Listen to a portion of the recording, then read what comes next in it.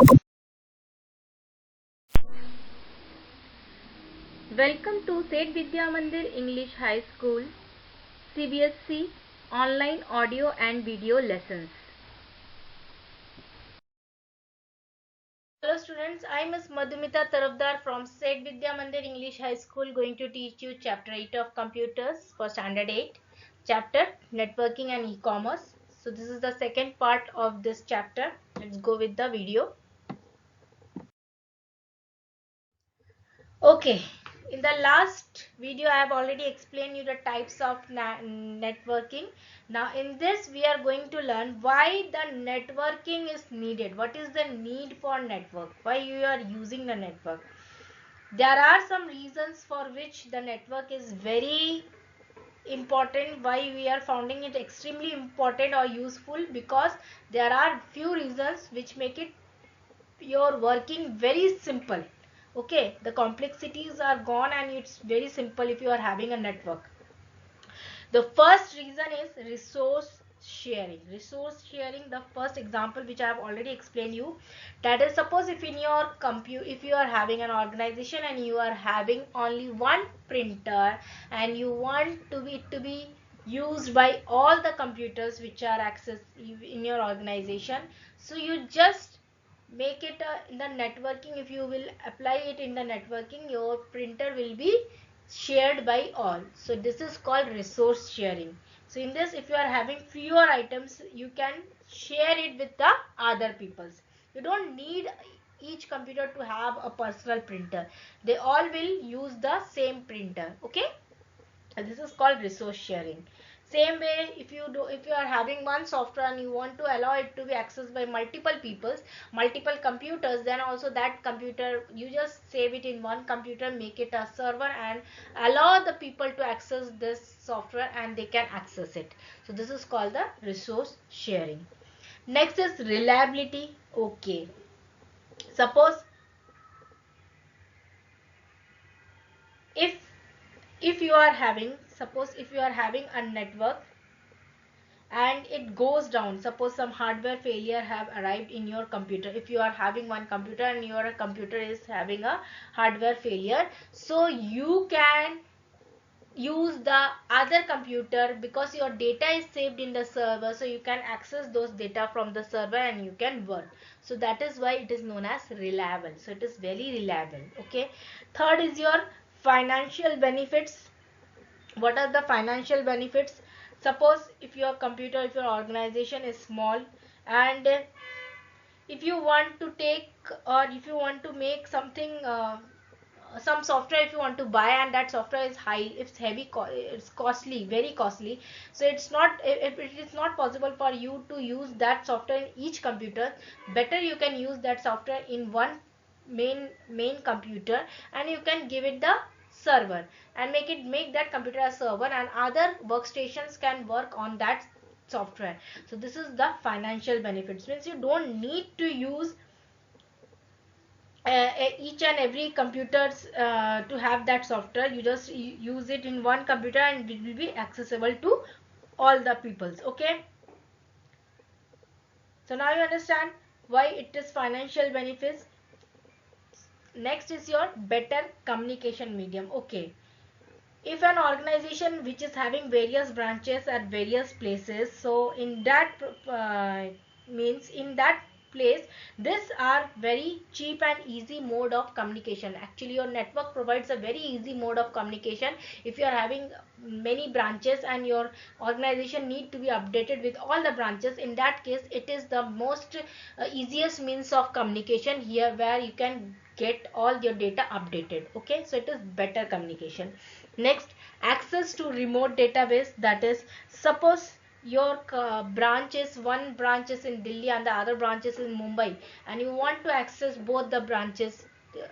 Suppose you are sitting in Delhi and you want to access Mumbai branch, so you can access because of this network sharing. So it allow you to access the remote databases. Now you understand, remote means very far from you, that is called the remote database. That also you can access. Okay, by sitting in one place you can access all the details. Like, so nowadays you are doing hotel booking, or doing anything by sitting at one place, you can book your hotels. The same, that is called access to remote database. So hope you have understood this much. Need for network, what is the need? Now the next question arises, how the internet works. Okay, in this I am just explaining you the main thing. Actually, all computers within any network are connected to each other usually with the help of cables.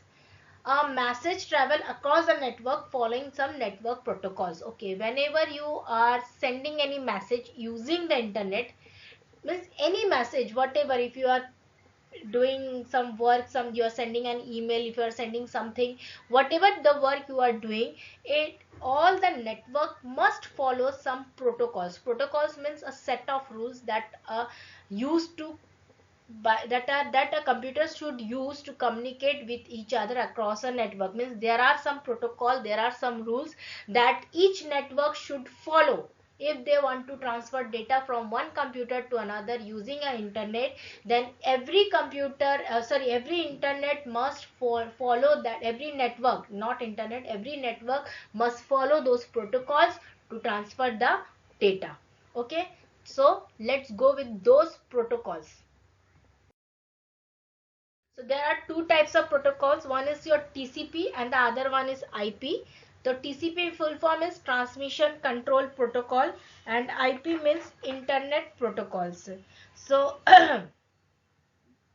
together these two are known as TCP IP protocol, and it has a very simple naming and addressing scheme which helps the locating the information on the internet. Because in internet, you know na, there is traffic on internet. You understand here, heard this sentence, traffic means sometimes in the peak hours when everyone is transferring data, that is like in the evening time or something in the morning time, when people are transferring data, everyone is transferring data, sometimes traffic jam comes, okay, in the internet. In that case your data may get lost. So for if your data is lost and how to access those data, so these are the protocols which we use to access our lost data. Actually what happens when you are transferring your data or information from one computer to another, the TCP, that is the transmission control protocol, breaks those data into packets, that is small pieces. It breaks those your information and convert it into packets, and each packet is having the address where you are sending your data, that is the IP address of the person of the computer with to whom you are sending. That IP address is attached to all the packets. Suppose you are sending to XYZ person, and that XYZ address will be attached to all the packets which is formed by the TCP model. Okay, now once they are once they goes to that person, once they receives at the end of that person to that person, then again those packets are again formed into a single message and then shown it to the receiver. Okay, in the receiver end, it is their work for them. TCP's work is to again make those packet into a single piece of information and make it able to understand by the receiver. So this is the way your transmission control protocol works. So TCP and IP, so both of them we known as TCP IP protocols. Now you have understood what are the types of protocols. So the next question is wireless networking technologies. Now network you have learned, you have heard all these things. Now let us learn what is wireless networking technology. Okay, so there are three types of wireless networking technology. One is Bluetooth, one infrared, and the third one is your Wi-Fi. Bluetooth, you all know your mobile phones are having Bluetooth. So in that it is used to connect all your electronic device to each other, and at a time you can connect up to 8 devices. At a time you can connect up to 8 devices using a Bluetooth.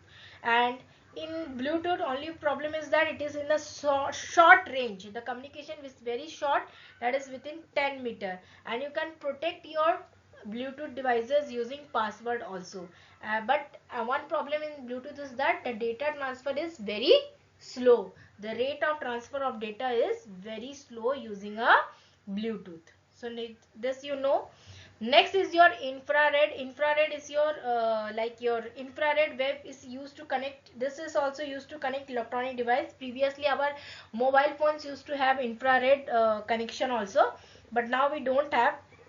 Infrared is actually used in TV and remote. You have seen your TVs and remote controls. In that you are having the infrared connections. So if anyone stands between your TV and the remote control and your remote, then you cannot change the channel, because infrareds cannot cross the objects. It cannot cross any solid objects. So, and it is very short range, approximately 5 meters. Within 5 meters only you can use your infrared devices, not more than that. Okay, like cordless phones, remote controls, these are all infrared devices. Next is your Wi-Fi. See, Bluetooth also I have already explained. The technology uses low power radio wave to connect electronic devices. It can connect up to 8 devices at a point, and it ranges up to 10 meter. Your infrared only, this also I have already explained, within a 5 meter of range it can transfer the data, not more than that.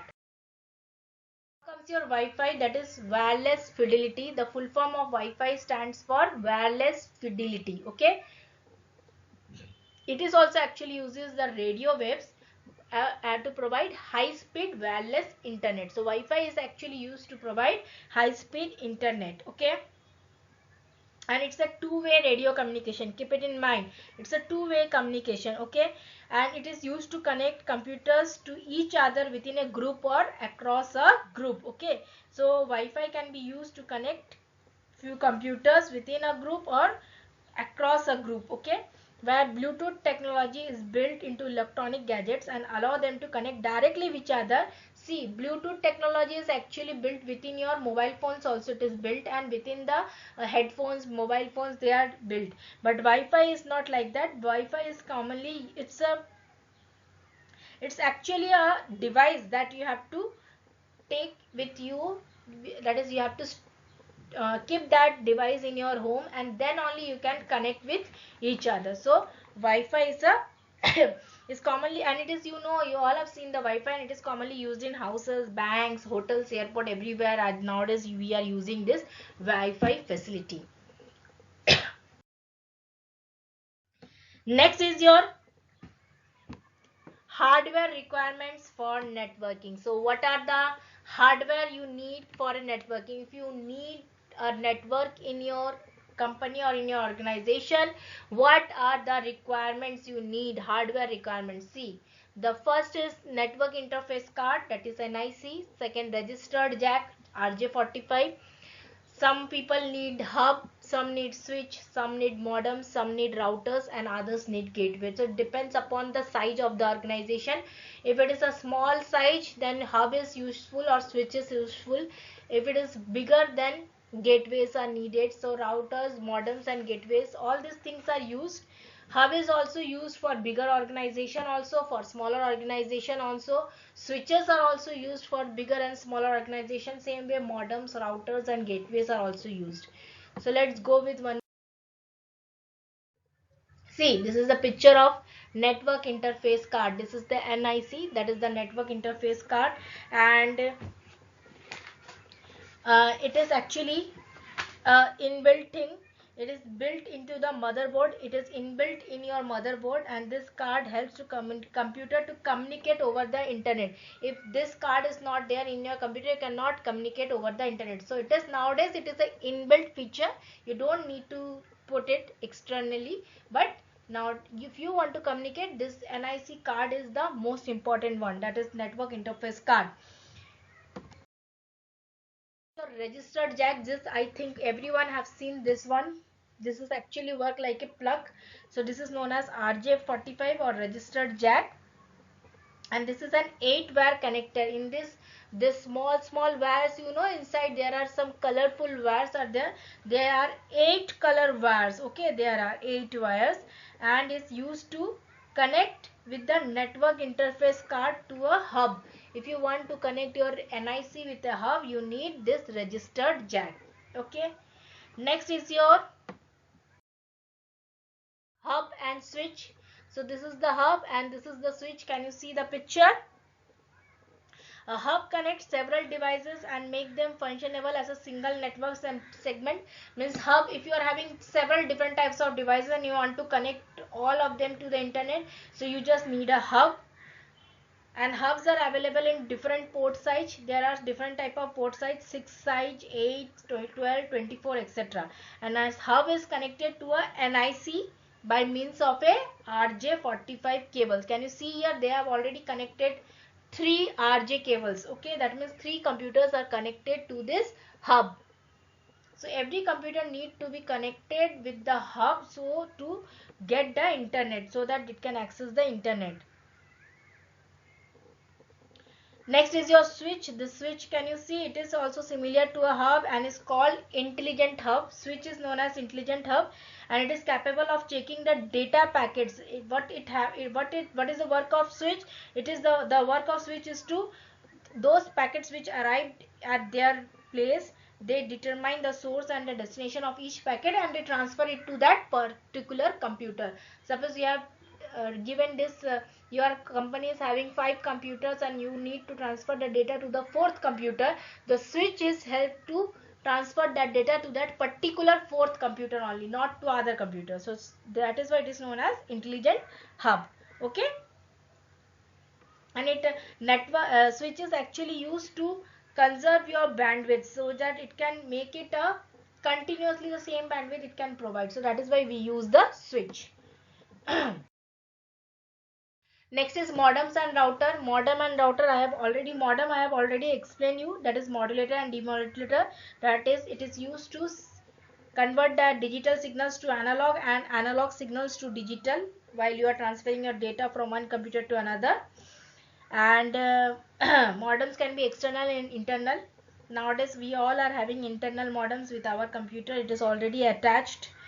And routers is also used to, is a network device which forward the packets from one computer to another. That is your Wi-Fi, the connection. What it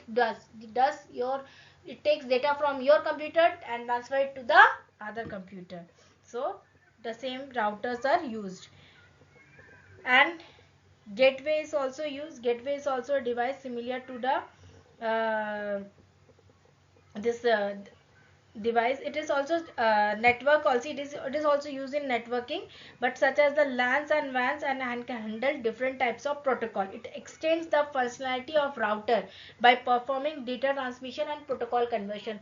Actually, gateways are used to when you are needing some sort of protocol conversion and all this thing, that time we are using the gateway.